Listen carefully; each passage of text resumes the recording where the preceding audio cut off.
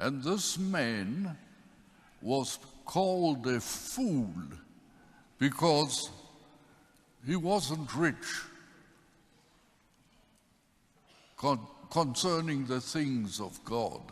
Le ndoda yabizwa ngesiwula ngenxa yokuthi yona yayingacebile maqondana nezinto zikaNkulunkulu. Last night, I had a service in Durban. Izolo kade nginenkonzo eThekwini. If I'm not mistaken, that service was arranged by Muslims. Uma ngingashaya eceleni leyo nkonzo leyo kade ihlelwe ngabantu abangamaSulumane. But in spite of that, they asked me to be the main preacher. Naphezu kokuthi bengamaSulumane laba bantu kodwa bacele mina ukuthi ngibe yisikhulumi kulo mhlangano. So it was a great privilege for me to greet them in the name of our Lord Jesus Christ. Ngakho ke kube inhlanhla kimi ukuthi ngibabingelele egameni lenkosi yethu uJesu Kristu. And that it was a great joy for me to preach to them. Kube inhlanhla futhi nokujabula kimi ukuthi ngikwazi ukushumayela kubona. It's always a great privilege and joy to speak about Jesus to people who don't know him. Kuyinhlanhla kuyajabulisa futhi ukuthi ukhulume kubantu abangamazi uJesu, ukhulume ngegama likaJesu.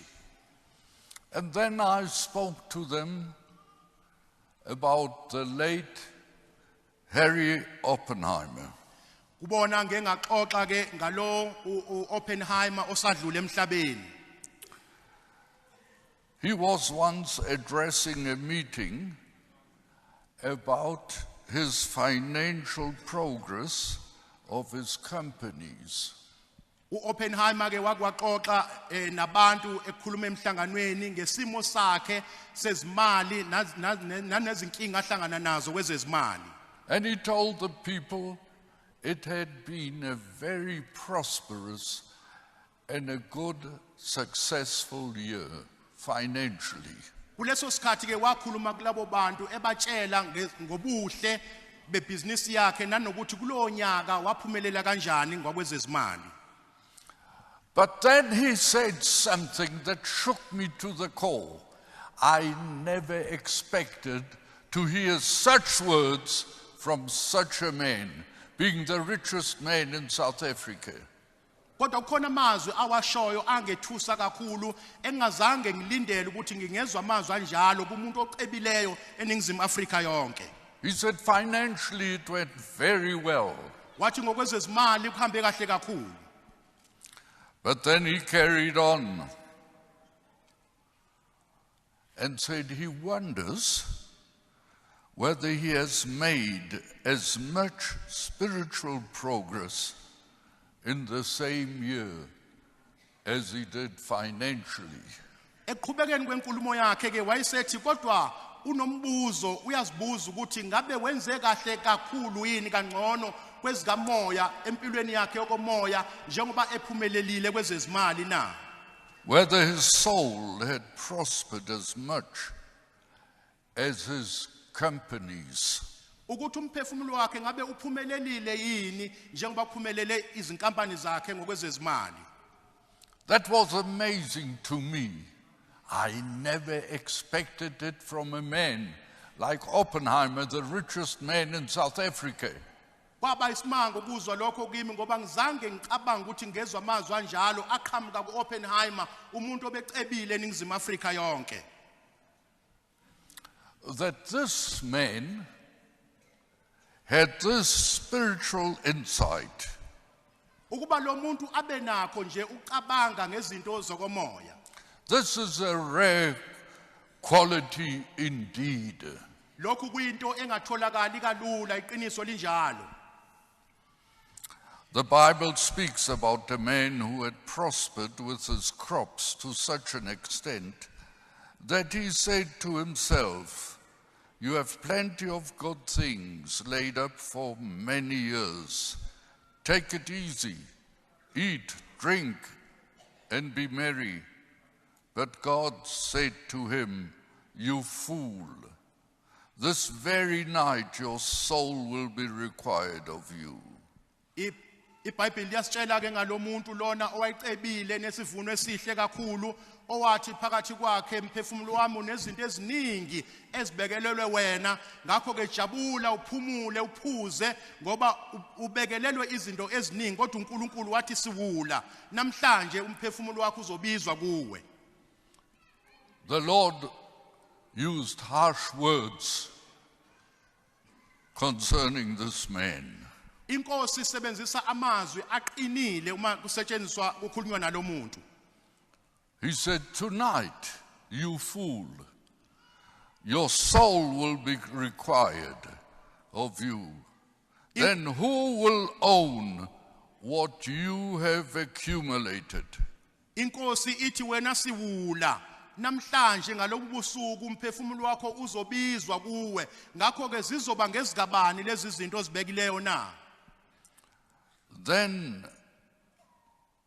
he said, "It will be the same for everyone who stores up treasure for himself but is not rich toward God." Inkosi yaqhubeka ke ithi kuyoba njalo kozibekelela ingcebo enganothile kuNkulunkulu engenawo umcebo maqondana noNkulunkulu.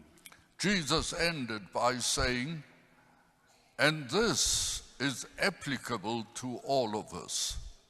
So is the one who lays up treasures for himself and is not rich toward God."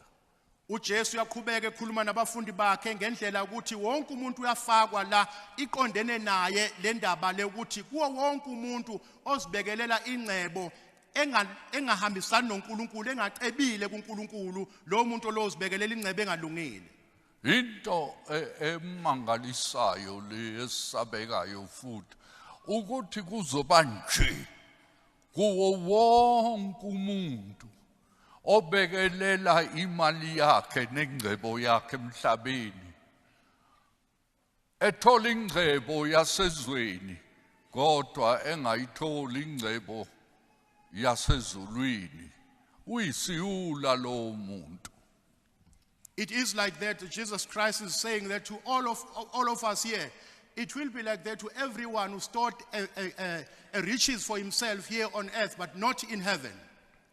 This parable is eternally true, even for us, right here, right now.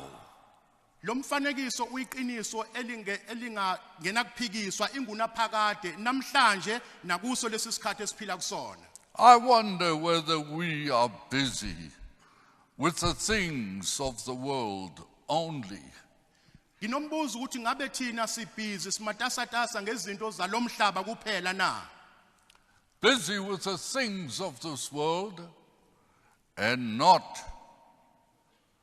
with spiritual things. Sibe ngabantu abamatasatasa nezinto zalomhlaba kodwa singazinakile izinto zokomoya. That we are spiritually poor in God's eyes. We are paupers. Kodwa uma ngabe singabantu abampofu ezintweni zikaNkuluNkulu singabantu ngempela bokudatshukelwa.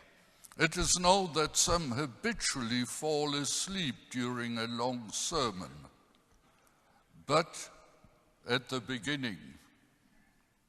Kuyiqiniso le ukuthi kwesinye isikhathi abanye abantu kuyenzeka ukuthi bazithole sebelele noma mhlambe benganakile eqaleni noma mhlambe kwenkonzo ende. But on one occasion, the person started sleeping at the beginning of the sermon. Kodwa kwesinye isikhathi kutholakala ukuthi omunye umuntu uqala nje ukulala isaqala inkonzo kusaqala ukushunyayelwa. On one occasion, a minister was sharing the gospel of Christ with a person. Kwesinye isikhathi umunye umfundisi wayishumayela edlulisa indaba zikaNkuluNkulu komunye umuntu emshumayeza ivangeli likaKristu. After presenting the gospel message and reviewing examples of conversion in the New Testament, the preacher asked the potential convert if he had any questions. Uma eseqedile umfundisi ukushumayeza lo muntu emvulela amavesi eBhayibhelini exoxa naye ngokuphenduka, umfundisi wayesethi kulo muntu, kukhona yena ofuna ukukubuza kulokho bengikutshela khona na? And he said, yes, he had one question. Wathi lo muntu, yebo mfundisi, kukhona umbuzo owodwa nje engifuna ukuwubuza. And he said, what do you think about Philip? Wathi uthini ngoPhilip? According to Acts chapter 8 verse 39. Londo abasiyayithola encwadini yezenzo 8 verse 39. Who was caught up into the sky, and they found him somewhere else. Lo kuthiwa wahlwithwa wayiswa ekwenye indawo bamthola ekwenye indawo. And he said, do you think that could have actually been a UFO? UFO. Ukundiza njengokuba kukhona izinto ezisemoyeni kupoke emoyeni. Uthi ke lo muntu ubuza umfundisi ukuthi uthini wena mfundisi ngalowo muntu, ngabe ngempela kwakuyinto enzeka noma ilokhu kundiza esizwa ngakho, abanye abandiza emoyeni bapoke emoyeni, abanye bagibela imishanyelo nezinkwa, ngabe ngempela kuyiqiniso inlokho mfundisi na? One could easily argue that the rich man is a wise and responsible person. Kwesinye isikhathi umuntu angacabanga ukuthi umuntu lo oyisicebi ngumuntu okwazi ukucabanga kahle nomuntu futhi oziqondayo izinto. He was a thriving farmer. Kwakuwumuntu ongumlimi ophumelelayo. Thriving in his farming business. Umuntu ophumelelayo kwezokulima ibhizinisini lakhe. His land had produced so abundantly that he does not have enough storage space in his barns. Iplazi lakhe lathela ngendlela eyisimanga kwaze kwaba ukuthi akasenayo indawo yokufaka ukudla kwakhe akuvunileyo eplazini. So he plans to pull down his barns and build bigger ones. Wacabanga ukuthi uzodiliza lezi zinqolobane ezincane bese akha ezinkulu. To store all his grain and his goods. Ukuze abuthele yonke ingcebo yakhe nesivuno sakhe asifake phakathi. Then he will have ample savings set aside for the future and will be all set to enjoy his golden years. Wacabanga ukuthi uma yenze njalo uzokwazi ukuthi onke izindleko bese eqoqela yonke ingcebo yakhe phakathi bese ekwazi ukuthi ahlale kahle iminyaka ngeminyaka ephumule ejabula. Isn't this what we are encouraged to strive for? Ngaba khona inlokho nathi esigqugquzelwa ukuthi sikwenze na? Isn't it wise and responsible to save for the future? Ngaba khona ukuhlakanipha okuhle futhi ukuthi umuntu akwazi ukuthi ongele ikusasa na? The rich farmer would probably be a good financial advisor. Lo mlimi lona ngempela kwakungaba umuntu oweluleka kahle kwezezimali. He seems to have things figured out. Kokubonakala kuumuntu ngempela okwazi ukuthi acabange kahle ngendlela ehlelekile. He has worked hard and saved wisely. Wasebenza ngokuzikhandla ngokujuluka, wakwazi futhi ukuthi onge kahle ngokuhlakanipha. Now he can sit back, relax, enjoy the fruits of his labor. Manje usengakwazi ukuthi ahlale phansi aphumule bese ejabulela umsebenzi wakhe wezandla. Isn't this the right thing to do? Ngaba kuyona into enhle leyo uma umuntu ayenze na? Friends, not exactly. Kodwa bahloba nginitshela ukuthi hayi incimishi akukhona lokho ngempela esingathi kuyikhona khona. There's one very important thing the rich man has not planned for. Kukhona yodwa nje into ebalekile esemqoka lo muntu ocebileyo angazange ayihlelele. And it is this, his reckoning with God. Yilokhu lento ebalekile ukuthi akazange akwazi ukuthi abe nobudlelwane nokuhlangana noNkulunkulu. What a tragedy if we just busy with the things of this world, but God is not the first and the main thing in our lives. Kuyinto edabukisa kangakanani ukuthi sibe busy sibe matasatasa nezinto zomhlaba kodwa uNkulunkulu engeyena oqala nokugcina ezimpilweni zethu. We should reckon with God before we think about anything else. Kumele sizihlanganise noNkulunkulu ngaphambi kwezinto zonke ezinye eseceleni. If we don't do that, we are called fools. We are fools in God's eyes. Uma singakwenzi lokho sibizwa ngeziphukuphuku iziwula emehlweni kaNkulunkulu.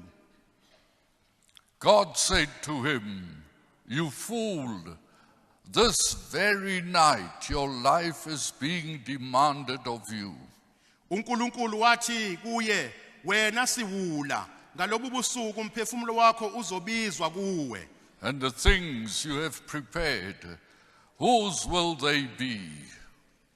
Izinto zonke ozilungisileyo ziza kuba ngezikabani na? The rich farmer is a fool because he is wealthy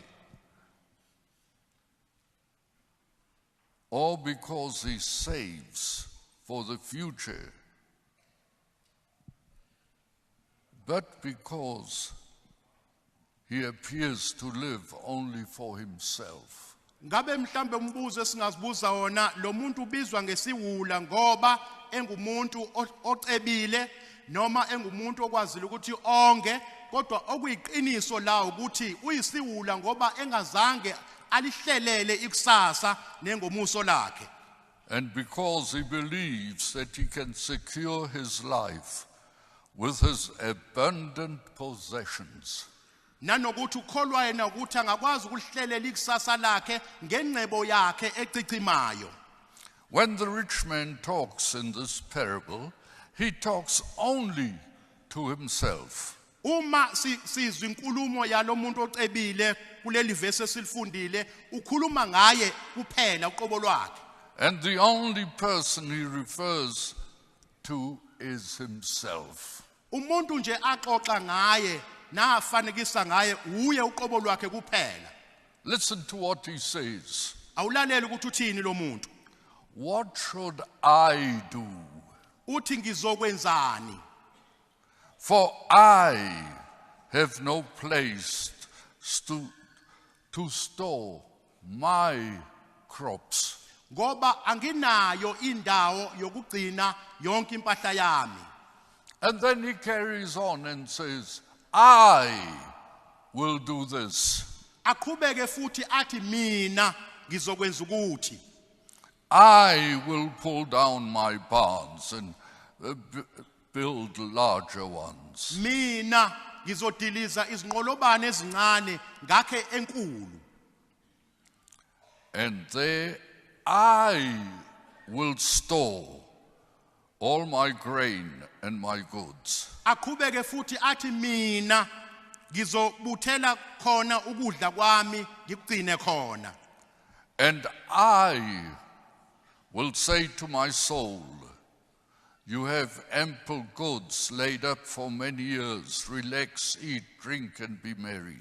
Bese qhubeka ethi, bese ngithi umphefumulo wami unempahla eningi ebekelelwe iminyaka eminingi, phumula udle uphuze ujabule. Friends, it's a tragedy if any one of us should live such a life.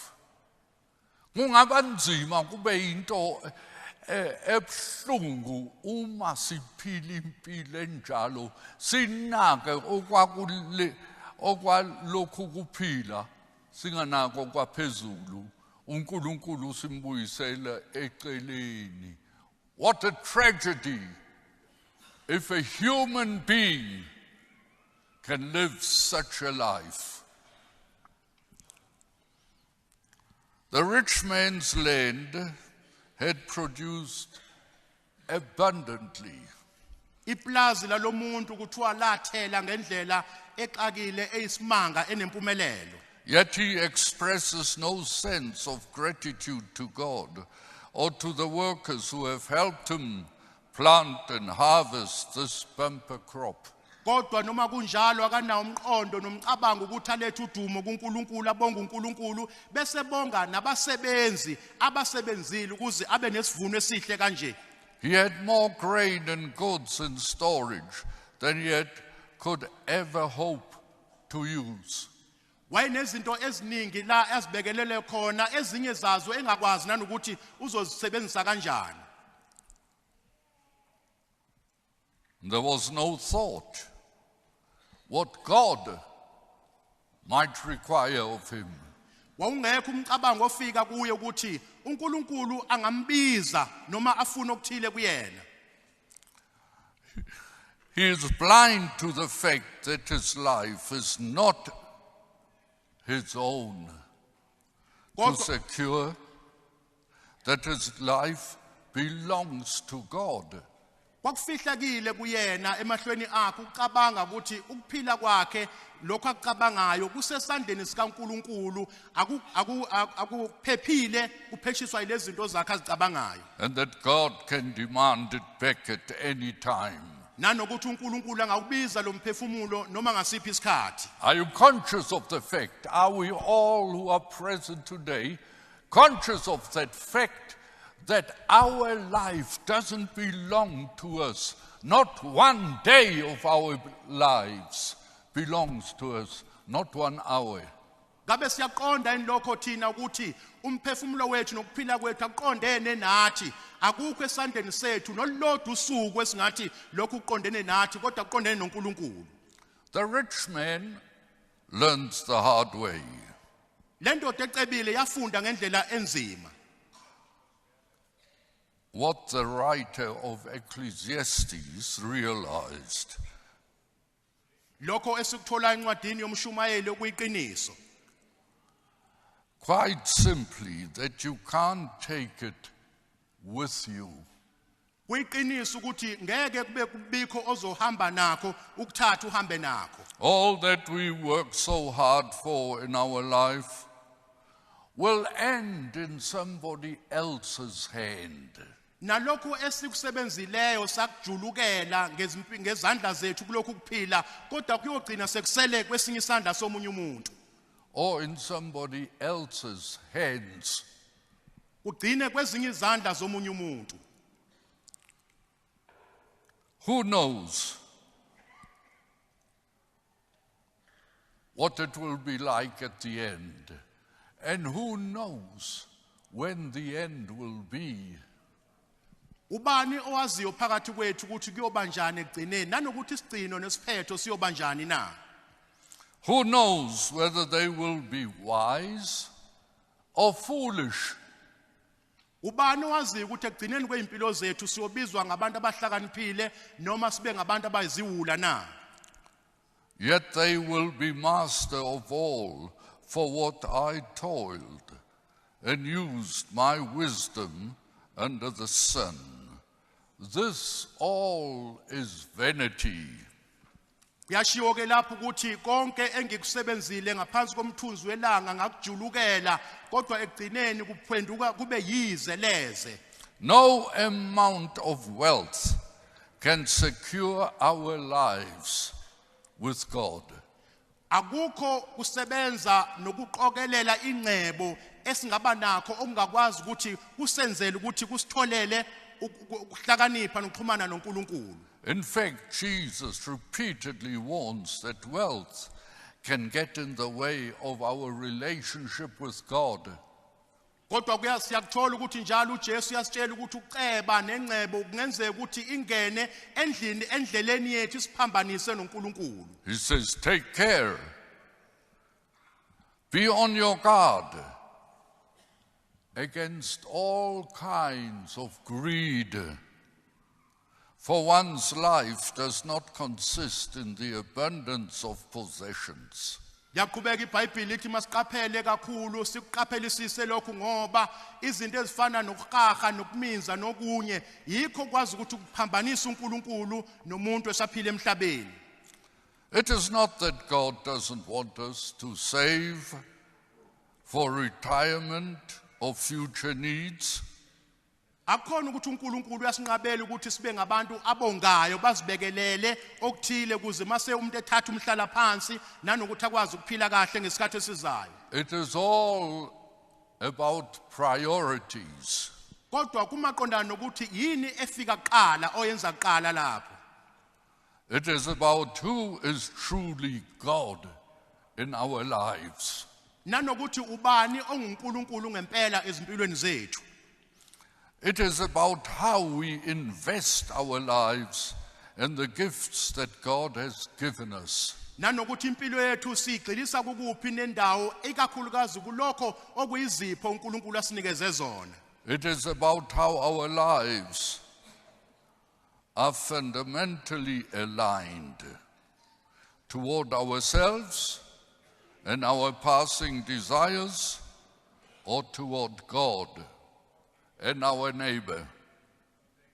Nanokuthi izimpilo zethu ngabe ziyahambisana nalokho kukaNkulunkulu noNkulunkulu noqobo lwethu nomakhelwane bethu esakhelene nabo. Toward God and our neighbor, toward God's mission to bless and redeem the world. Nanokuthi sikwazi ukuthi sibe sigxilise ukuphila kwethu emsebenzini kaNkulunkulu nalokho uNkulunkulu asibekele khona bese sikwazi ukuthi sithole ilungelo kuNkulunkulu. Friends, our lives are not our own. Bahlobo bami izimpilo zethu aziqondene nathi. Even our possessions are not our own. Nalokho esinakho ngokwethu akukhona kwethu. They belong to God.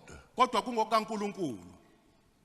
We are merely stewards of them for the time God has given us on this earth. Thina singabantu ababekwe ukuthi bakugcine bakugade lokho kulesi sikhathi uNkulunkulu asasinike sona lapha emhlabeni.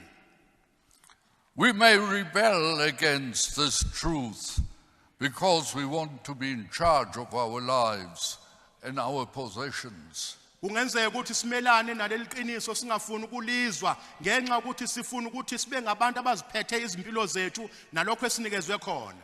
But actually this truth is good news for us. Kodwa empeleni leli qiniso esilizwayo liyinto ezindaba ezinhle kuthina. Because all that we are and all that we have belongs to God. Ngoba konke lokho esiyikho thina nalokho esinakho thina kungokukaNkulunkulu kusezandleni zikaNkulunkulu. And if that is the case, our future is secure beyond all measure. Uma ke kunjalo kuyiqiniso ezimpilweni zethu kunjalo kuchaza ukuthi ke ikusasa lethu lisezandleni eziphephile zikaNkulunkulu. Now, if I may go back to where I started with Harry Oppenheimer. Uma ngathi ubuyele emuva kancane ngibheke indaba le ngixoxileyo kaOppenheimer. When he died, he had already planned his whole funeral. Ngesikhathi eshona Oppenheimer wayesehlelile uhlelele wonke umngcwabo wakhe ukuthi uzohamba kanjani. He had said what the first song should be.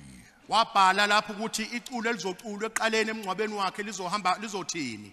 I've looked at many programs, funeral programs, but I don't think that I've ever saw something as Harry Oppenheimer's plan for his funeral. Ubaba uthi useke wabona okubhaliwe ezinhlelweni zemingcwabo ama-programs amaningi kodwa akacabanga ukuthi wakwahlangana nento eyodwa efana nalolu hlelo lika-Oppenheimer ngendlela ayihlele ngayo. I thought he was a man just interested in this. Bengicabanga ukuthi umuntu nje umuntu owayenake kakhulu indaba yemali. But when I read what he said and had planned, I said, Lord, forgive me. I wouldn't be surprised at all if I meet this man in heaven. And all of us that are of the same mind. Kodwa ubaba uthi ngesikhathi efunda into ayibhalile uOppenheimer, ubaba wathi Nkosi ngixolele kodwa ngeke ngimangale uma ngolunye usuku ngimfice esezulwini lomuntu lo nabo bonke abanomqondo ofana nalowo. And not only the hymns, beautiful hymns, the best one could sing. Amaculo ayewahlelile lapho amahle amaculo ayezoculwa ngalolo suku lolo. As children of the Lord that are blood bought, Njengabantwana bakaNkulunkulu abathengwe ngegazi. he said what the first hymn should be. Wabhala iculo lokuqala ekufanele liculwe emncwabeni. And then he wrote down how his people should get up, some of the men, and read a portion of scripture. The very chapter, verses, from the first to the last verse. Wahlela futhi ukuthi ngosuku lomncwabo abantu bazohlala kanjani, basukume kanjani, wahlela nabantu abazofunda amavesi eBhayibhelini kusukela kokuqala kuze kube sekugcineni ngokulandelana kwabo. Only a saint can make such a program. Umuntu ongcwele kuphela ongakwazi ukuthi ahlele uhlelo lomncwabo olufana nalolo. For his funeral. Ngomaqondana nomncwabo wakhe. He said what the first hymn should be, like what the choir should sing. Wabhala ukuthi iculo lokuqala elizoculwa ibandla lizothini, wabhala ukuthi ichoir yokuqala kuzoba yiphi ezocula. And what he had written exactly instructing the portions that should be read out of the Bible. Wabhala futhi ukuthi kwenzeke lokho njengoba ehlelile, wayesebeka futhi namavesi azofundwa aseBhayibhelini izingxenye ezithile ukuthi kuzofundwa ziphi. He gave the exact verses. Wabeka amavesi ngokucacileyo ukuthi nanka azofundwa eBhayibhelini. He arranged with which songs the choir would sing and who would pray. Wayihlelela futhi nechoir ukuthi mapha amaculo azoculwa ngalelo langa lelo nanokuthi ubani ozothandaza avule ngomthandazo. And what a difference between him and the rich fool we've just read about. Niyawubona kumehluko phakathi kwayo le ndoda uOppenheimer nalo oyisicebi esifunde ngaye lapha. It was an eye-opener to me. I had never dreamt of such a thing. And I said, how can such a thing be possible? Lokho kungivula amehlo mina engazange into engazange icabanga ukuthi ingenzeka kanjani into efana nale. This man couldn't have just thought of earthly things. Lo muntu akazange acabange nje ngezinto zomhlaba kuphela. He must have been busy with things from above. Kungenzeka ukuthi wayematasatasa futhi nezinto zasezulwini eziqhamuka phezulu. So by God's grace, I expect many of us will meet up with him up there. Ngakho ngumusa kaNkulunkulu ngiyakholwa ukuthi abaningi bethu bawuhlangana nale ndoda le phezulu ngolunye usuku. May this be the attitude of each one of us. Kwangathi lokhu kungaba indlela esiphila ngayo sonke thina esikhona lapha. And may this be true of everyone's life here in this auditorium today. Kwangathi